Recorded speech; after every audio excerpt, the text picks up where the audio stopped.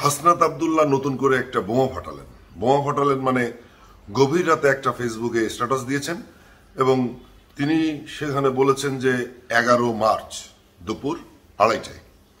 এটা আর কি হেডিং। তো মানে সে যেটা বলতে চেয়েছে সেই ঘটনাটি ঘটেছে 11 মার্চ দুপুর 2:30টায় ক্যান্টনমেন্টে। তাদেরকে মানে সে সহ আরো দু একজনকে ডেকে নিয়ে নাকি একটা সমঝোতা করার চেষ্টা করছিল।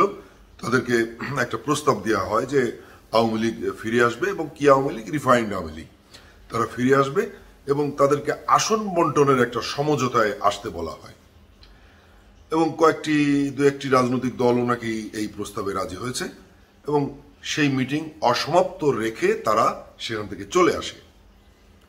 অনেকগুলো প্রশ্ন। প্রথম প্রশ্ন হচ্ছে যে 11ই মার্চের এত বড় একটা ঘটনা তিনি এতদিন পরে কেন জানালেন, কি প্রয়োজন এতদিন পরে জানালেন। দ্বিতীয় প্রশ্ন হচ্ছে যে তাদেরকে কেন ডেকে নিয়ে গেল, কেননা তারা কতটুকু গুরুত্বপূর্ণ। নির্বাচন হলে যে হাসনাত আব্দুল্লাহদের যে দলটি আছে জাতীয় নাগরিক পার্টি, তারা কি মনে করছে যে তারা সংখ্যাগরিষ্ঠতার ভিত্তিতে তারা সেই আসন নিয়ে ক্ষমতায় যাবে? তারা নিজেদেরকে যে গুরুত্বপূর্ণ করে তুলছে সেটি মানে গুরুত্বপূর্ণ করার যে একটা প্রয়াস সেটি কিন্তু মানুষ বুঝতে পারছে। কিন্তু এই স্ট্যাটাসের মাধ্যমে মানে অনেকগুলো সন্দেহ সামনে এসেছে। যেমন হচ্ছে যে এটা সত্যি আদৌ সত্য কিনা, এর কোনো উত্তর তার স্ট্যাটাস তো গভীর রাতে দেওয়া হয়েছে, হয়তো আমরা কোনো উত্তর পাবো যাদেরকে নিয়ে সে দিয়েছে।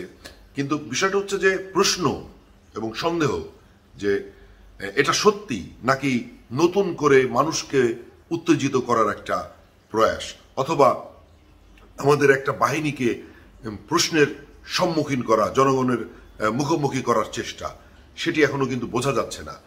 কিন্তু এটি যদি সত্যি হবে তাহলে 11ই মার্চের কথা উনি কেন সেই 10-11 দিন পরে এসে বললেন এবং এই ধরনের স্ট্যাটাস আসলে কি মানে মানুষকে দেয়া, গভীর রাতে দেয়া যদি তাৎক্ষণিক হতো যে এখনই আমরা আসলাম, তিনি যদি তখনই ক্যান্টনমেন্ট থেকে আসেন তাহলে তিনি বলতে পারতেন যে ক্যান্টনমেন্ট থেকে এখনই এলাম, এই ঘটনা ঘটেছে। সেই 11ই মার্চের ঘটনা তিনি এসে 10-11 দিন পরে তিনি মানুষকে জানাচ্ছেন উদ্দেশ্য কি, কোন উদ্দেশ্যে তাহলে আপনি এতদিন পরে জানাচ্ছেন যে মানুষকে উত্তেজিত করার, আবার একটা নতুন করে মানুষকে আপনি বলবেন, মানুষ আপনার কথা ঝাঁপিয়ে পড়বে, সেরকমটি। এটি একটা প্রশ্ন উঠেছে, অনেকেই মনে করছেন যে এটি হয়তো একটি নতুন করে তারা কোনো ফাঁদ পাচ্ছে, যে ফাঁদে আবার মানুষ পা দেবে, সেরকম কিনা দেখা যাক কি হয়। আর তার কথার উত্তর এখনো আমরা পাইনি।